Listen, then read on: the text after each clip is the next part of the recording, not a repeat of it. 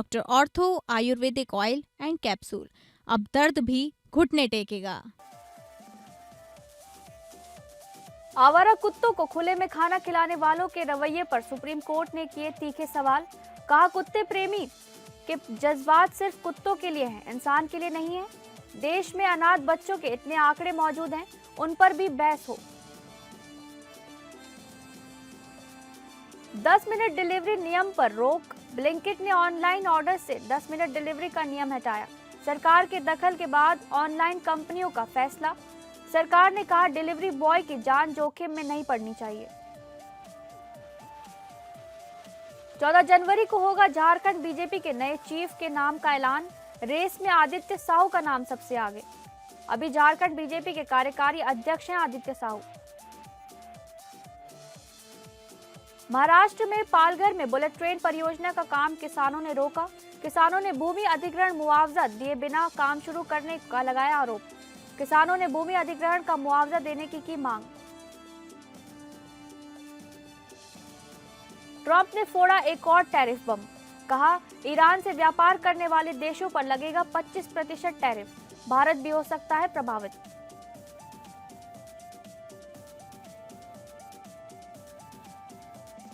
नमस्कार, आप सभी का स्वागत है इस बुलेटिन में। मैं हूं आपके साथ शालिनी राणा। शुरुआत करेंगे बुलेटिन की। देश भर में सार्वजनिक जगहों पर आवारा कुत्तों को लेकर दाखिल याचिकाओं पर सुनवाई हुई है। सुप्रीम कोर्ट ने आवारा कुत्तों से जुड़े मामले पर सुनवाई के दौरान आवारा कुत्तों को खुलेआम खाना खिलाने वालों के रवैये पर सवाल खड़ा करते हुए कहा कि क्या उनके जज्बात सिर्फ कुत्तों के लिए हैं, इंसान के लिए नहीं है। न्यायालय ने कहा कि जो लोग बेसहारा कुत्तों की देखभाल करना चाहते हैं, उन्हें अपने घर ले जाना चाहिए और सार्वजनिक स्थानों पर नहीं छोड़ना चाहिए। शीर्ष अदालत ने संकेत दिया कि वह आवारा कुत्तों के हमले में घायल या मारे गए लोगों के लिए नागरिक अधिकारियों और कुत्तों को खिलाने वालों पर मुकदमा चलाएगी। सुप्रीम कोर्ट ने कहा कि वे हर आवारा कुत्ते के हमले के लिए अधिकारियों और कुत्ते पालने वालों को जिम्मेदार ठहराएगी।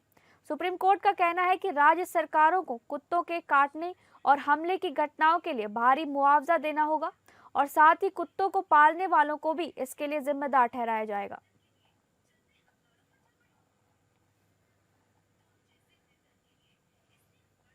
देश भर के गिग वर्कर्स की हड़ताल आज सफल हुई। सरकार ने डिलीवरी बॉय की सुरक्षा को लेकर बड़ा कदम उठाया है।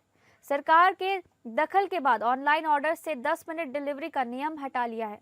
श्रम मंत्री मनसुख मांडविया के हस्तक्षेप के बाद ब्लिंकिट ने अपने सभी ब्रांड से 10 मिनट में डिलीवरी का दावा हटा दिया है। इस मुद्दे पर केंद्रीय मंत्री ने ब्लिंकिट, ज़ेप्टो, स्विगी और जोमैटो के अधिकारियों से बातचीत की थी। बैठक में डिलीवरी पार्टनर्स की सुरक्षा को प्राथमिकता देने और समय सीमा हटाने की बात कही गई थी। सरकार ने कंपनियों को स्पष्ट संदेश दिया कि तेज डिलीवरी के दबाव में डिलीवरी बॉय की जान जोखिम में नहीं पड़नी चाहिए। हाल ही के संसद सत्र में आम आदमी पार्टी यानी आप के राज्यसभा सांसद राघव चड्ढा ने भारत के गिग वर्कर्स की परेशानियों के बारे में आवाज उठाई थी। उन्होंने क्विक कॉमर्स और अन्य ऐप आधारित डिलीवरी और सेवा व्यवसायों के लिए नियमों की मांग की थी। साथ ही गिग वर्कर्स के लिए सामाजिक सुरक्षा लाभों की आवश्यकता पर जोर दिया था। संसद में अपने हस्तक्षेप में राज्यसभा सदस्य ने गिग वर्कर्स के लिए गरिमा, सुरक्षा और उचित वेतन की मांग की है।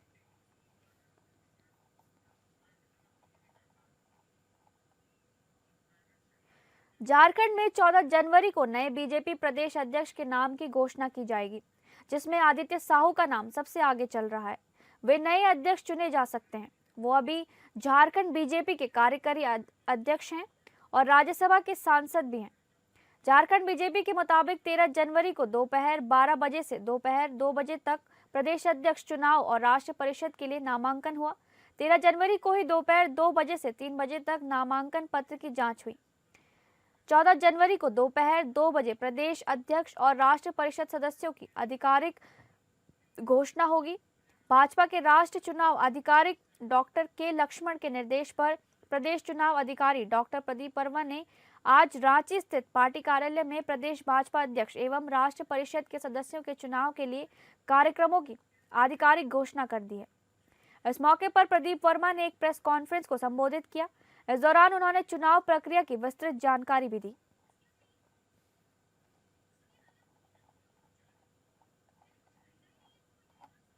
मुख्यमंत्री योगी आदित्यनाथ ने कहा है कि इंफ्रास्ट्रक्चर विकास प्रदेश की अनिवार्य आवश्यकता है, किंतु ये पर्यावरण की कीमत पर नहीं हो सकता। उन्होंने स्पष्ट किया कि इस वर्ष प्रदेश में 35 करोड़ पौधारोपण का लक्ष्य निर्धारित किया गया है तथा सरकार की नीति है कि किसी भी परियोजना में अपरिहार्य स्थिति में ही वृक्षों की कटान की जाए और जितने वृक्ष कटे उससे अधिक संख्या में पौधारोपण अनिवार्य रूप से सुनिश्चित किया जाए ताकि विकास और पर्यावरण के बीच संतुलन बना रहे। मुख्यमंत्री सोमवार को प्रदेश में संचालित एवं प्रस्तावित भारतीय राष्ट्रीय राजमार्ग प्राधिकरण यानी NHAI की विभिन्न सड़कों परियोजना की प्रगति की समीक्षा कर रहे थे। वीडियो कॉन्फ्रेंसिंग के माध्यम से जिलावार समीक्षा करते हुए उन्होंने NHAI के स्थानीय अधिकारियों एवं जिला प्रशासन के बीच बेहतर, सतत और प्रभावी समन्वय स्थापित करने के निर्देश दिए। मुख्यमंत्री योगी आदित्यनाथ ने निर्देशित किया कि प्रत्येक जनपद के जिलाधिकारी NHAI परियोजनाओं की साप्ताहिक समीक्षा सुनिश्चित करें। जहां भी किसी स्तर पर कोई विषय लंबित हो, उसे मुख्य सचिव की सोमवारीय समीक्षा बैठक में अनिवार्य रूप से प्रस्तुत कर समयबद्ध निस्तारण किया जाए। उन्होंने ये भी निर्देश दिए कि मुख्य सचिव स्वयं इन परियोजनाओं की पाक्षिक समीक्षा करें, जिससे कार्यों में अनावश्यक विलंबन न हो और निर्णय शीघ्रता से लिए जा सके। भूमि अधिग्रहण से संबंधित विषयों पर मुख्यमंत्री ने स्पष्ट निर्देश दिए कि सीधे किसानों से संवाद स्थापित किया जाए। किसी भी व्यक्ति में किसी भी स्थिति में बिचौलियों को हस्तक्षेप का अवसर न मिले ताकि किसानों के हित सुरक्षित रहे और परियोजनाएं पूरी पारदर्शिता के साथ आगे बढ़ें। मुख्यमंत्री ने कहा कि सड़क परियोजनाएं प्रदेश के आर्थिक विकास, औद्योगिक विस्तार और आमजन की सुविधा से सीधे जुड़ी है। अतः सभी कार्य गुणवत्ता, पारदर्शिता और समयबद्धता के साथ पूर्ण किए जाएं, जिससे उत्तर प्रदेश में सुदृढ़ कनेक्टिविटी के माध्यम से विकास को नई गति मिल सके।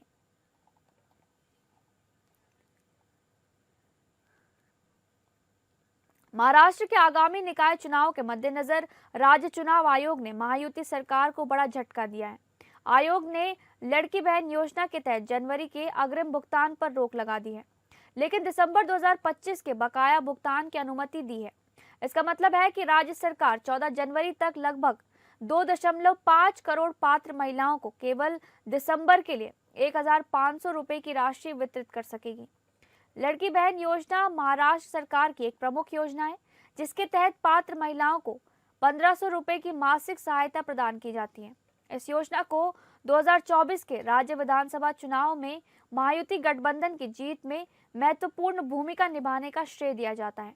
चुनाव आयोग ने यह रोक विपक्षी दलों की शिकायतों के बाद लगाई है, जिसमें आरोप लगाया गया था कि सरकार मतदाताओं को प्रभावित करने के लिए इस योजना का उपयोग कर रही है। आयोग ने कहा है कि नियमित या लंबित किश्तों का भुगतान किया जा सकता है, लेकिन अग्रिम भुगतान की अनुमति नहीं दी जा सकती है। कांग्रेस ने इस फैसले का स्वागत करते हुए कहा है कि यह सुनिश्चित करना आवश्यक है कि सरकारी योजनाओं का उपयोग राजनीतिक लाभ के लिए न किया जाए।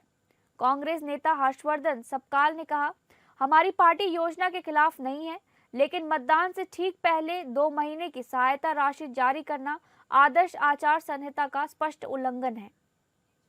इस पर मुख्यमंत्री देवेंद्र फडणवीस ने भी कहा है कि लड़की बहन योजना एक सतत योजना है और ये चुनाव आचार संहिता के प्रतिबंधों के दायरे में नहीं आती है। उन्होंने कहा, जब हमने योजना शुरू की थी तो कांग्रेस नेताओं ने इसे रोकने के लिए उच्च न्यायालय में याचिका दायर की थी, लेकिन वो ये याचिका खारिज हो गई थी।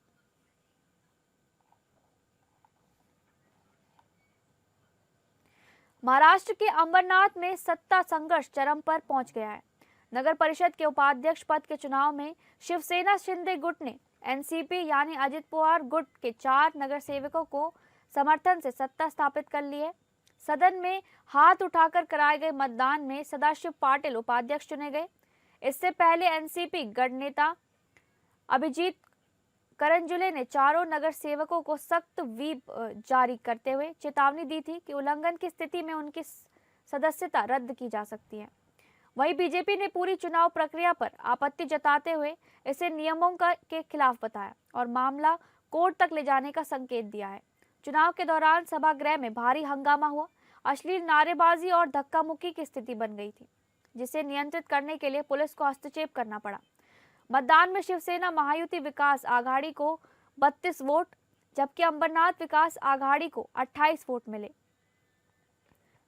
नतीजों के बाद एक बार फिर बीजेपी और शिवसेना कार्यकर्ता आमने सामने आ गए हैं। अंबरनाथ की राजनीति में ये घटनाक्रम आगे क्या कानूनी मोड़ लेगा, इस पर सबकी नजर बनी हुई है।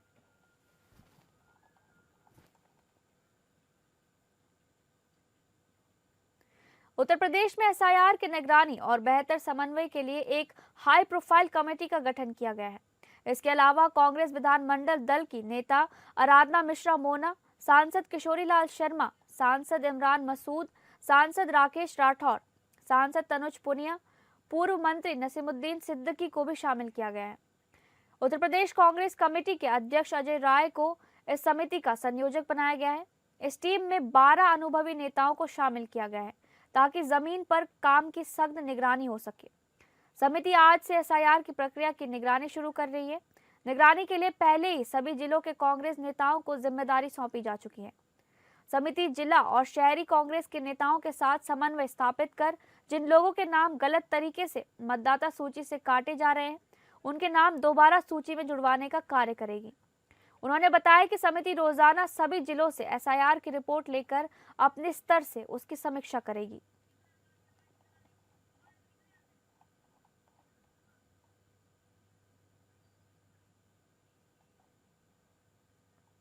केंद्र सरकार की महत्वाकांक्षी बुलेट ट्रेन परियोजना का काम महाराष्ट्र के पालघर में किसानों ने रोक दिया है।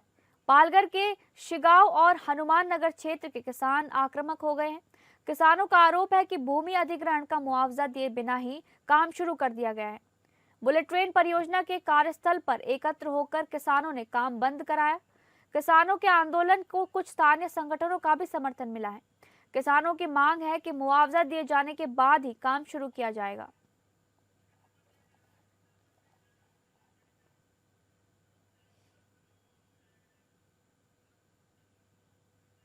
धनबाद जिले के बागबारा प्रखंड के मऊदा अंतर्गत बाडडी ओपी क्षेत्र स्थित मुरलीडी पावर हाउस 18 नंबर के निकट अचानक जोरदार आवाज के साथ कल रात जमीन धंस गई, जिससे भूधसान की चपेट में कई घर आ गए।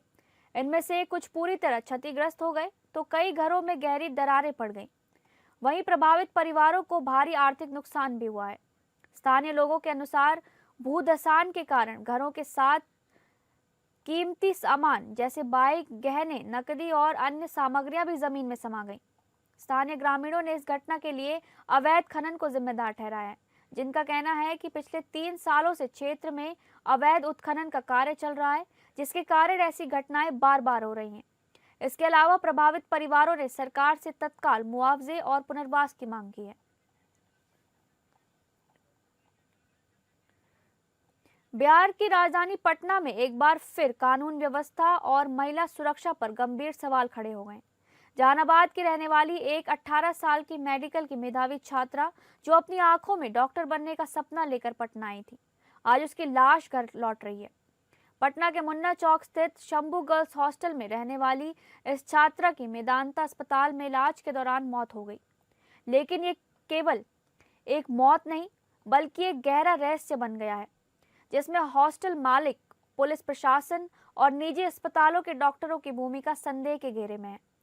परिजनों का आरोप है कि उनकी बेटी के साथ सामूहिक दुष्कर्म कर उसकी हत्या की गई है, जबकि प्रशासन इसे नशे की लत और अन्य बीमारी का रूप देने में जुटे हुए हैं। परिजनों ने दुष्कर्म का आरोप लगाते हुए कारगिल चौक पर भारी हंगामा और प्रदर्शन किया, जिससे शहर की यातायात व्यवस्था चरमरा गई। हालांकि पुलिस का कहना है कि पोस्टमार्टम और अब तक की जांच में यौन उत्पीड़न की पुष्टि नहीं हुई है।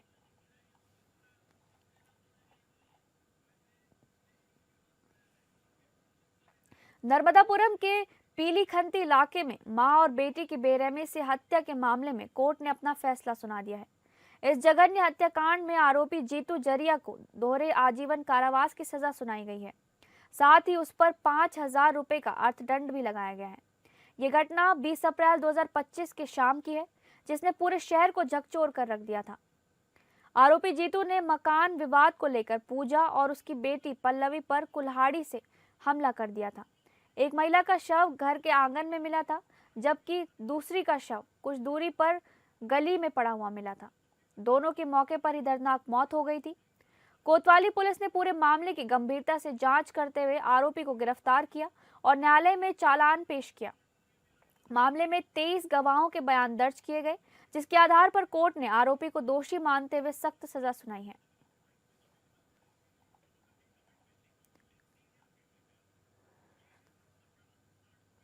उत्तर प्रदेश के हरदोई में पुलिस कस्टडी में मौजूद 35 वर्षीय महिला को उसके पति ने दिन दहाड़े गोली मार दी। महिला का नाम सोनी बताया जा रहा है। उसके पति अनूप ने वारदात को अंजाम दिया है। गंभीर हालत में महिला को जिला अस्पताल ले जाया गया, जहां इलाज के दौरान उसने दम तोड़ दिया। जानकारी के मुताबिक जिले के रामपुर अटरिया गांव का रहने वाला अनूप और उसकी पत्नी सोनी गुरुग्राम में काम करते थे। वहां सोनी की मुलाकात सुरजीत नामक युवक से हुई और दोनों के बीच प्रेम संबंध बन गए। अनूप को जब इसकी भनक लगी तो वो पत्नी को गांव छोड़ाया, लेकिन सोनी 7 जनवरी को सुरजीत के साथ घर से निकल गई।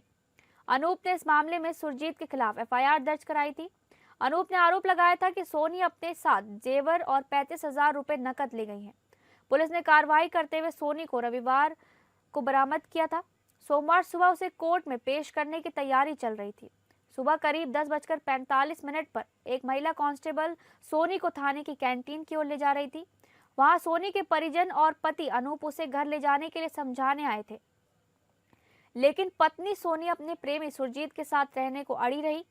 ऐसे में पति अनूप ने अपना आपा खो दिया और पीछे से सोनी पर अवैध तमंचे से फायर कर दिया। गोली चलते ही थाना परिसर में अफरा तफरी मच गई। सोनी लहूलुहान होकर गिर पड़ी। पुलिस ने भागने की कोशिश कर रहे अनूप और उसके एक साथी को घेराबंदी कर मौके से ही गिरफ्तार कर लिया था। हत्या में इस्तेमाल हथियार भी बरामद किए गए। इस मामले में पुलिस की बड़ी लापरवाही सामने आई है। पुलिस अधीक्षक अशोक कुमार मीणा ने जांच अधिकारी विक्रांत चौधरी और महिला कांस्टेबल संजना राजपूत को सस्पेंड कर दिया है। इस खौफनाक वारदात ने एक हंसते खेलते परिवार को उजाड़ दिया है। मृतका सोनी का एक 13 साल का बेटा है, जिसके सिर से मां का साया उठ गया और पिता अब सलाखों के पीछे है। इस मामले की विभागीय जांच एडिशनल एसपी पश्चिम को सौंपी गई है।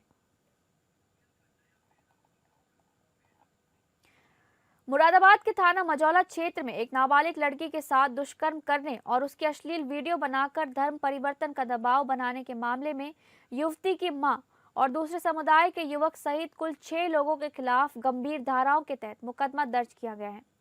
पुलिस ने युवती की मां और एक युवक को गिरफ्तार किया है, जबकि अन्य 4 के बारे में पुलिस जांच कर रही है। दरअसल मुरादाबाद के थाना मजौला क्षेत्र में डक्का से एक नाबालिग लड़की और उसके पिता ने अपनी पत्नी और मुस्लिम युवक जुबैर पर मस्जिद के चंदे से 20 लाख रुपए देने का लालच देकर धर्म परिवर्तन का आरोप लगाकर हड़कंप मचा दिया है।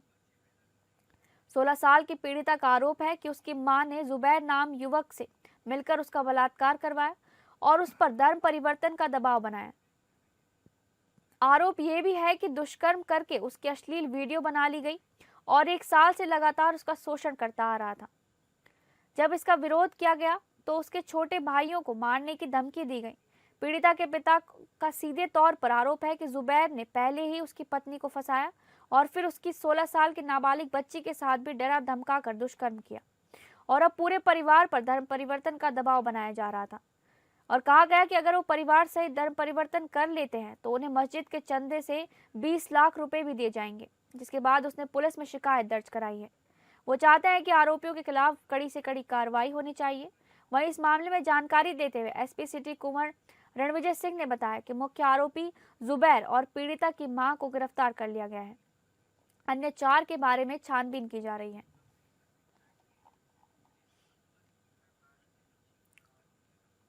अमेरिकी राष्ट्रपति डोनाल्ड ट्रंप ने ईरान के साथ व्यापार करने वाले देशों की मुश्किलें बढ़ा दी हैं।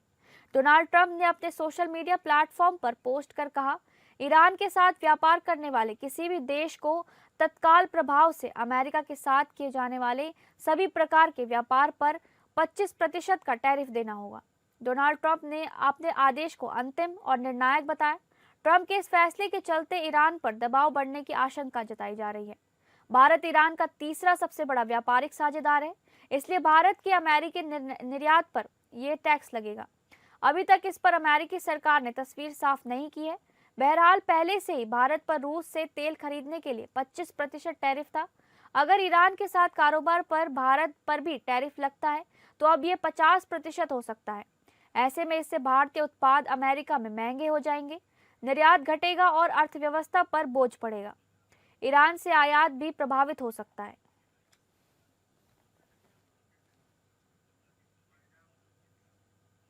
फिलहाल इस बुलेटिन में बस इतना ही। नमस्कार।